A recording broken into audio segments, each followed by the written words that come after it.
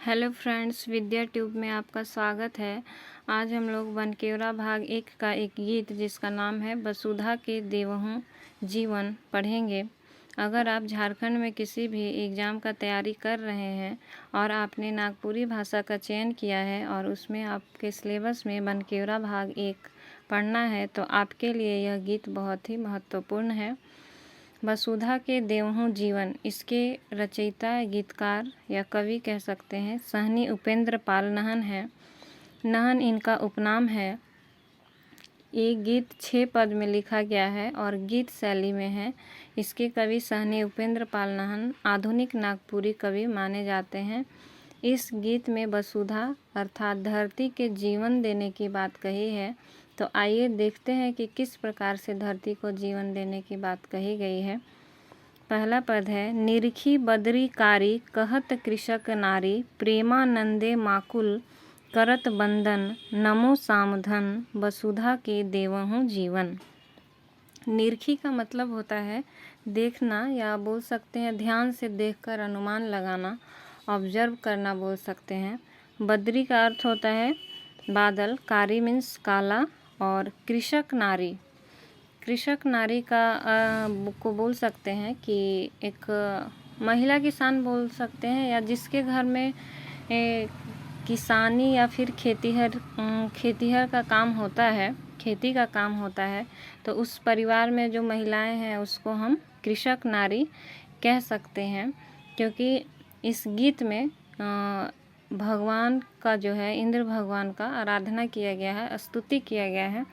तो अक्सर ये देखा जाता है कि जो घर परिवार है उसमें महिलाएं ज़्यादा ये सब पूजा पाठ में भूमिका निभाती हैं। तो इसीलिए यहाँ पे कृषक नारी शब्द का प्रयोग हुआ है इस गीत में।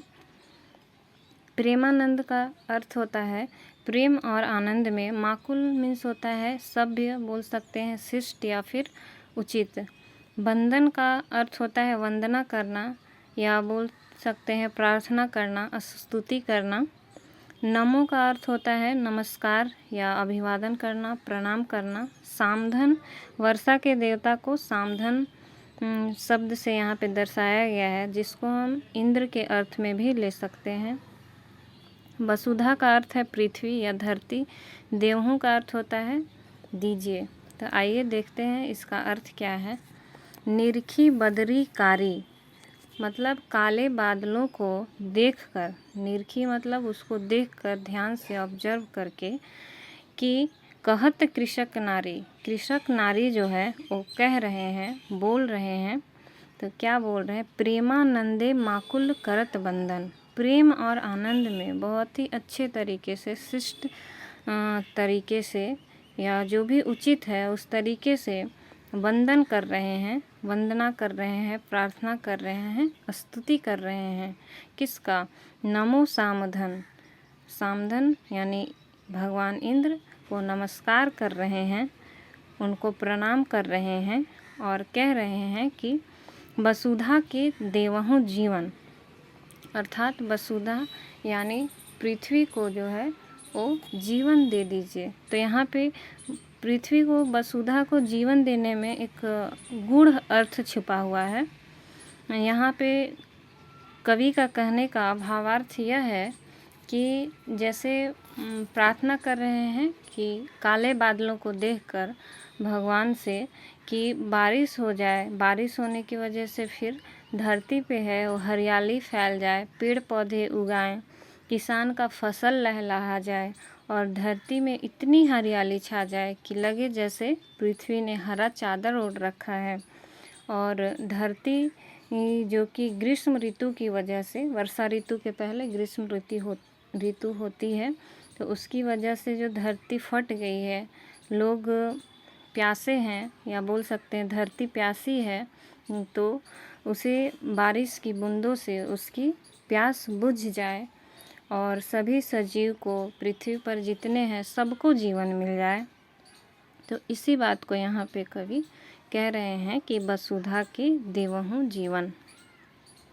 अगला पद है, बाप तोहर सिंधु चंचला के प्रिय बंधु गगन बिहारी अहो पवन वाहन नमो सामधन वसुधा के देवहूँ जीवन। इस पद में तोहर का अर्थ है तुम्हारा, सिंधु का अर्थ है सागर, और चंचला जो बिजली कड़कती है उसको चंचला भी कहते हैं। बंधु का अर्थ होता है भाई, और गगन मीन्स आकाश, और बिहारी मीन्स घूमने वाला। यहाँ पे गगन विहारी है अर्थात आकाश में घूमने वाला।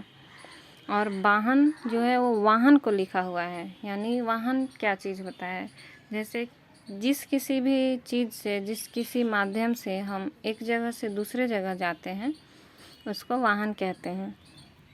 तो इसमें कवि कह रहे हैं कि बाप तोहर सिंधु, अर्थात बादल को कह रहे हैं, काले बादलों को कह रहे हैं कि बाप तोहर सिंधु, यानी कि तुम्हारा जो बाप है वो सिंधु है। यहाँ पे ऐसा क्यों कह रहे हैं, क्योंकि यहाँ पे बाप कहने का अर्थ है कि निर्माण करता, जिसकी वजह से अस्तित्व है। तो जो सिंधु है, जो सागर है, वो बादलों का निर्माण करता है। जैसा कि हम जानते हैं कि जब सागर में जलवाष्प बनता है तो उससे बादल का निर्माण होता है। इसलिए यहाँ पे बादल के निर्माणकर्ता के रूप में सिंधु को दर्शाया गया है, और इसके लिए यहाँ पे बाप शब्द का प्रयोग किया गया है। आगे है चंचला के प्रिय बंधु। चंचला मीन्स बिजली, और कह रहे हैं कि चंचला के प्रिय बंधु, और बादलों को, काले बादलों को कह रहे हैं कि जो काला बादल है वो चंचला का प्रिय बंधु है। ऐसा क्यों कहा जा रहा है, क्योंकि बारिश जो होती है तो उसमें बिजली भी कड़कती है, तो दोनों चीज़ एक साथ होता है, बारिश होना और बिजली कड़कना। इसीलिए यहाँ पे बादल और जो बिजली है दोनों को भाई बहन के रूप में दर्शाया गया है यहाँ पे। अगला पंक्ति है गगन बिहारी अहो पवन वाहन।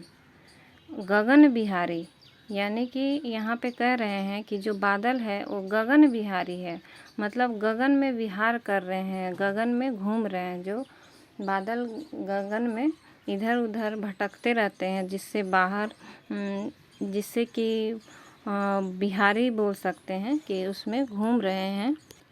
तो यहाँ पे कैसे विहार कर रहे हैं, कैसे घूम रहे हैं, तो पवन वाहन के माध्यम से, मतलब जो पवन रूपी वाहन है उसके माध्यम से वो पूरे जगह, मतलब पूरे नभ में, गगन में वो घूम रहे हैं। इसका पूरे पंक्ति का अर्थ यह हुआ कि पवन रूपी वाहन से वो जो बादल है वो आकाश में उमड़ते घुमड़ते हैं।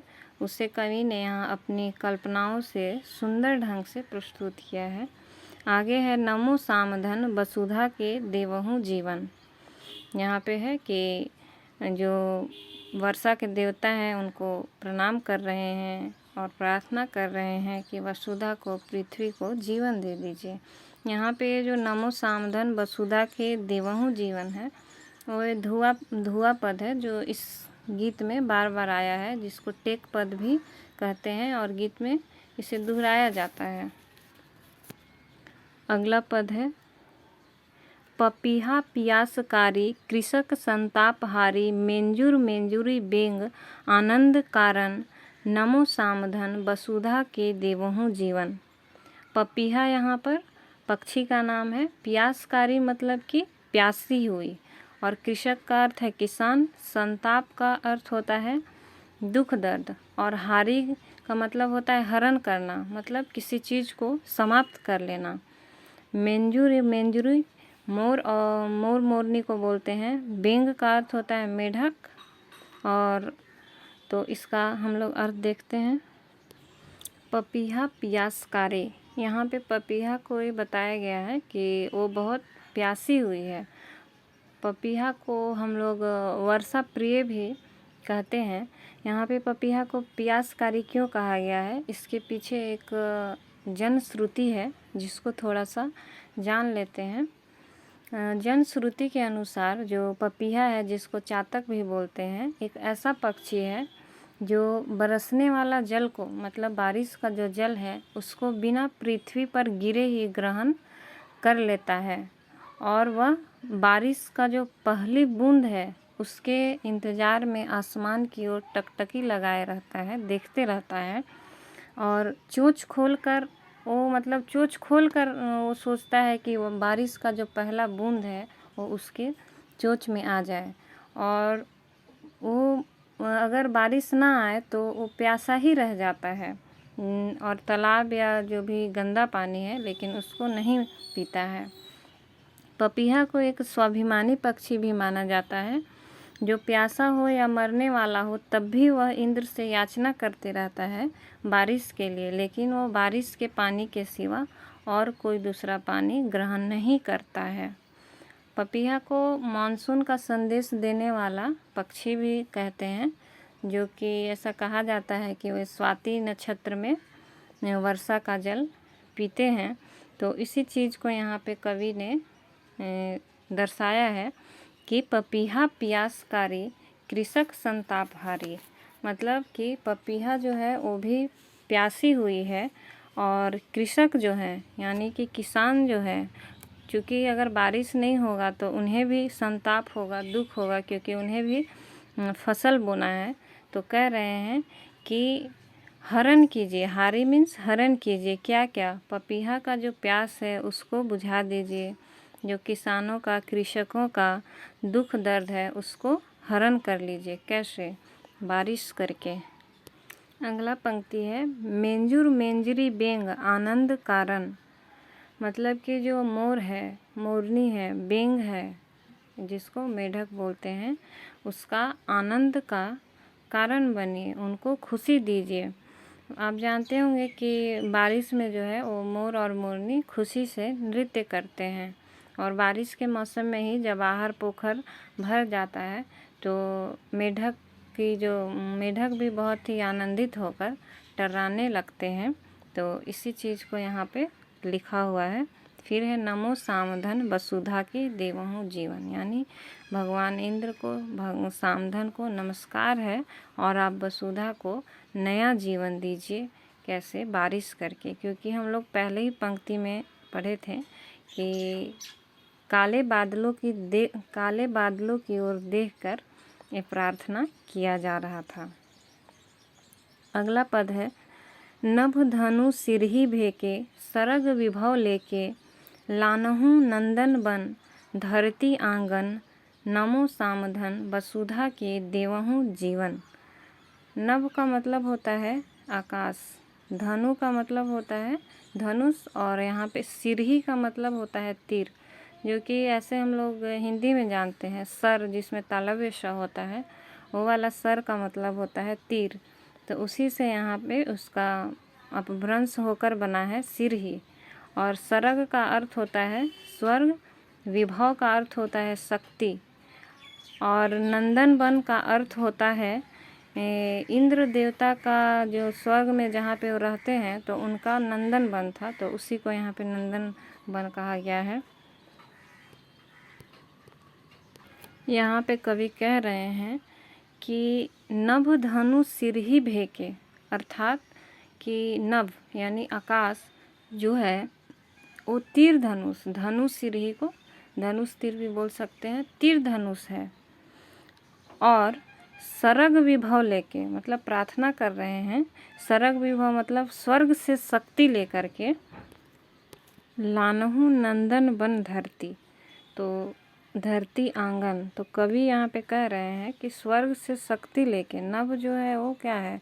तीर धनुष है, और उस तीर धनुष को बोल रहे हैं कि स्वर्ग से शक्ति लेकर के नंदन वन, यानी जो जैसे यहाँ पे स्वर्ग में इंद्र वाटिका है उसी तरह का शक्ति लेकर के यहाँ पर भी नंदन वन धरती आंगन, मतलब धरती को भी नंदन वन की तरह सुंदर बना दीजिए। इस पूरे पद का भावार्थ यह है कि आकाश में जो नभ है और जिसमें जो काले बादल हैं, कारी बदरी है, वो स्वर्ग से, यानी कि स्वर्ग से इंद्र देव की शक्ति को लेकर, और कैसी शक्ति? धनुष और तीर की तरह हो जाए। और बादल रूपी धनुष, यानी बादल को यहाँ अगर धनुष के तौर पे देखें तो बादल रूपी धनुष और तीर रूपी बारिश की तरह बरसे और उससे बारिश में इतना विभव ले ले स्वर्ग से, मतलब स्वर्ग से इतनी शक्ति लेकर बरसे कि जो धरती का घर आंगन है, अर्थात जो संपूर्ण धरती है, वो भगवान इंद्र के नंदनवन की तरह खूबसूरत हो जाए, अर्थात धरती पर हरियाली छा जाए, सभी फूल खिल जाए, सभी प्राणी खुश हो जाएं। ऐसा यहाँ पर कवि के कहने का भावार्थ है। अगला पद है, कवि कुल चूड़ामणि यक्ष दूत तोके भनी, मंदाक्रांता छंदे रचे काव्य रतन, नमो सामधन वसुधा के देवहूँ जीवन। इस पद में कवि चूड़ामणि जो महाकवि कालिदास है उनको कहा जाता था। तो उन्हीं का एक रचना है मेघदूतम, मतलब काव्य है मेघदूतम। तो उसी का चर्चा करते हुए ये जो गीत है उसमें सहनी उपेंद्र पाल नाहन बादलों के बारे में बताए हैं कि जो मेघदूतम जो काव्य है उसमें दिखाया गया है कि यक्ष यक्षिणी जो हैं उनके बीच किन्हीं कारणों से विरह हो जाता है, वो अलग अलग हो जाते हैं। तो जो यक्ष है वो अपना संदेश यक्षिणी तक पहुंचाने के लिए, भेजने के लिए जो मेघ को यानी बादलों को दूत बना के भेजते हैं। और इसी का जो चर्चा है कवि ने इस पद में कहा है। तो आइए अर्थ देखते हैं। कवि कुल चूड़ामणि यक्ष दूत तोके भनी, अर्थात जो कवि कुल चूड़ामणि यानी जो कालिदास हैं वो यक्ष का दूत बना करके, यक्ष का संदेशवाहक बना करके तोके भनी, मतलब तुमको वहाँ पे संदेशवाहक भी बनाए हैं, वहाँ पे संदेशवाहक बनाकर तुमको भेजे थे। अर्थात यहाँ पे जो कवि हैं वो बादल की महत्ता को बता रहे हैं। और मंदाक्रांता छंदे रचे काव्य रतन, और जो कालिदास का जो रचना था मेघदूतम वो मंदाक्रांता छंद में रचा गया था। तो उसी को यहाँ पे बता रहे हैं कि मंदाक्रांता छंदे रचे काव्य रतन। मंदाक्रांता जो शब्द है वो छंद का एक प्रकार है। जैसे हर चीज़ एक अलग अलग तरीके से लिखा जाता है, तो जो एक काव्य लिखने का एक प्रकार है उसी में मंदाक्रांता भी आता है। तो यहाँ पे कवि वही चीज़ बताए हैं कि जो कालिदास का मेघदूतम था वो मंदाक्रांता छंद में रचना किया गया था और उसमें जो बादल है उसको यक्ष का दूत बना करके भेजा गया था। और है नमो सामधन वसुधा के देवहूँ जीवन, और भगवान इंद्र को नमस्कार कर रहे हैं, प्रणाम कर रहे हैं और प्रार्थना कर रहे हैं कि वसुधा को नवजीवन दे दीजिए। अगला पद है, करम जीतिया तीज सबक उमंग बीज, तोर अंके समाहित गावत नहन, नमो सामधन वसुधा के देवहूँ जीवन। अंक का मतलब यहाँ पे होता है गोद। कवि यहाँ पे कह रहे हैं कि जो करम है, जितिया है, तीज है, ये सब जो त्यौहार है सबका जो उमंग है, जो सबका खुशी का जो कारण है, बीज का मतलब उसका जो कारण है, खुशी उमंग का जो कारण है वो तोर अंके समाहित, मतलब कि तुम्हारे अंकों में, तुम्हारी गोद में समाहित है। किसकी गोद में? तो ये वे यहाँ पे बादलों की गोद की बात कर रहे हैं। कवि के कहने का अर्थ है कि करम, जितिया या फिर जो तीज का त्यौहार है सभी बारिश के मौसम में मनाया जाता है। और त्यौहार हम कब मनाते हैं? जब हम खुश होते हैं। इसलिए कहा गया है कि इन सब का जो उमंग का बीज है वो तुम्हारी गोद में, अर्थात बादल की गोद में काले बादलों के कारण है। क्योंकि बारिश होगा तभी तो फसल होगा, फसल होगा तभी तो जो किसान है, जो कृषक हैं वो खुश रहेंगे, और जब खुश रहेंगे तभी तो त्यौहार मनाएंगे, नहीं तो उनके बीच तो उमंग ही नहीं रहेगा। इसी बात को कहा गया है। और आगे है गावत नहन, यानी कि जो इस गीत के रचयिता हैं साहनी उपेंद्र पाल नाहन इस गीत को कृषकों के साथ साथ नाहन भी गा रहे हैं। वसुधा के देवहूँ जीवन, यानी कि वसुधा को जो है वो नया जीवन दे दीजिए। आशा है कि आपको इस कविता का अर्थ समझ में आया होगा। अगर आपको मेरा ये क्लास अच्छा लगा हो तो वीडियो को लाइक कीजिए, कमेंट कीजिए, सब्सक्राइब कीजिए और अपने दोस्तों के साथ शेयर कीजिए। Thank you.